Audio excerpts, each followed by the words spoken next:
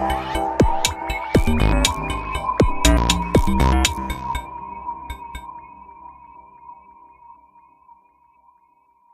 Everyone, welcome to our channel extra learning.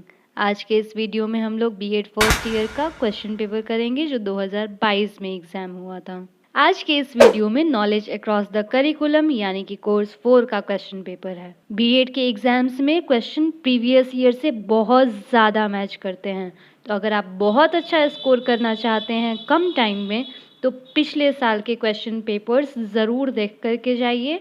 और हमारे ही channel के प्लेलिस्ट में आपको 2019 का भी पेपर मिल जाएगा, 20 में तो कोई एग्ज़ाम हुआ नहीं था, 21 का भी मिल जाएगा और 22 का भी मिल जाएगा। और केवल क्वेश्चन पेपर्स ही नहीं, आंसर्स भी मिल जाएंगे, वो भी बेस्ट और आसानी से लर्न हो जाने वाले। बीएड के इंटर्नशिप डायरी भी, लेसन प्लान भी, कल्चरल डायरी भी, टीएलएम भी, सब कुछ अवेलेबल है हमारे चैनल के प्लेलिस्ट में। डिस्क्रिप्शन में भी डिटेल्स दिया हुआ है, एक बार चेक कीजिए। ये एग्ज़ाम 2 घंटे का होता है, टोटल मार्क्स होता है 40 और पासिंग मार्क्स होता है 18। अगर इस पेपर में आप 18 मार्क्स ले आएंगे तो आसानी से पास कर जाएंगे। ये पेपर टोटल 3 सेक्शंस में है, सेक्शन ए, सेक्शन बी और सेक्शन सी।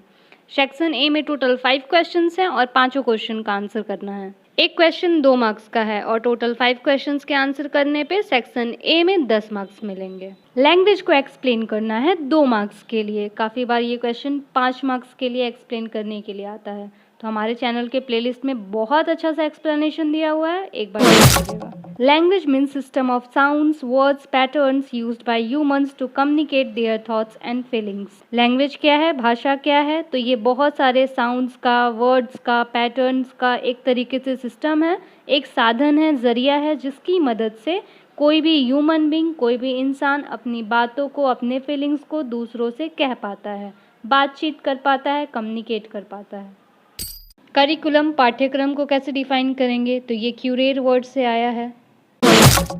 बेसिकली करिकुलम, पाठ्यक्रम वो सारे लेसन्स को, चैप्टर्स को, प्रोजेक्ट्स को, असाइनमेंट्स को, बुक्स को, मटेरियल्स को, वीडियोस को, प्रेजेंटेशंस को, उन सारी चीज़ों को कहते हैं जो एक्सपेक्ट करते हैं कि एक बच्चे को सीखना चाहिए, लर्न करना चाहिए।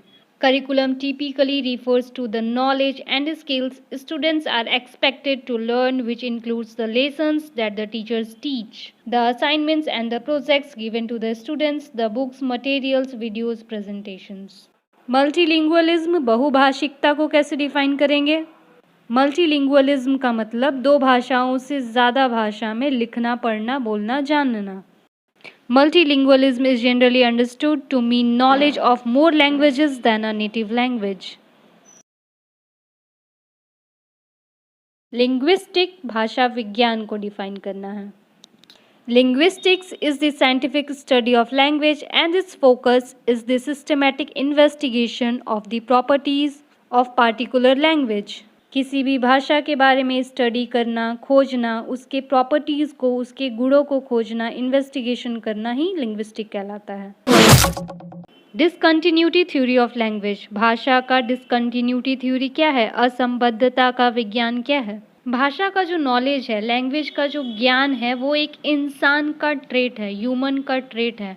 और ये ह्यूमन बीइंग का जब बदलाव हुआ तो आदि मानव से, पुराने मानव से अभी मॉडर्न वाले में तो अचानक से आ गया ये भाषा का ज्ञान। सेक्शन बी में टोटल 3 क्वेश्चंस हैं जिसमें से 2 ही का आंसर करना है और एक का आंसर 5 मार्क्स का है, यानी कि टोटल सेक्शन बी 10 मार्क्स का है। Difference between literacy and education, साक्षरता में और शिक्षा में क्या डिफरेंस है वो लिखना है। Question number 3, significance of role play in language learning, भाषा सीखने में, लैंग्वेज सीखने में रोल प्ले कैसे हेल्प करता है, नाटक करना कैसे हेल्प करता है, इसके बारे में लिखना है।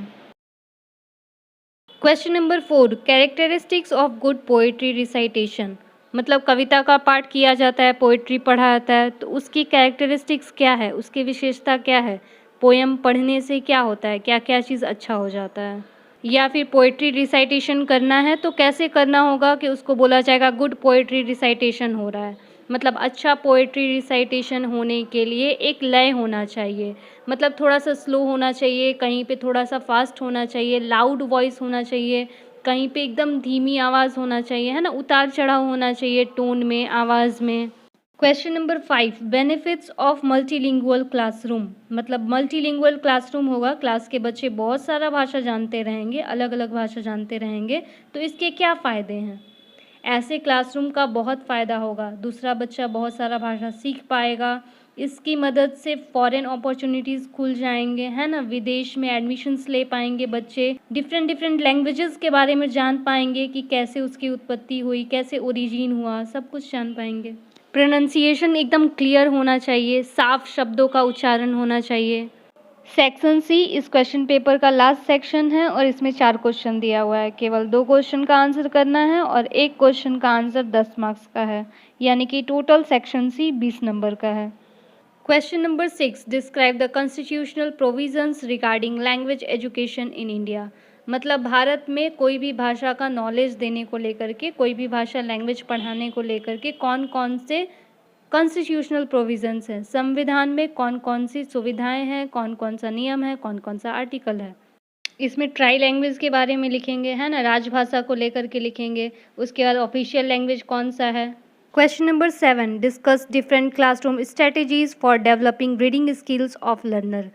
एक बच्चे में पढ़ने का स्किल डेवलप करना है, मतलब पढ़ने का जो कौशल है वो डेवलप करना है।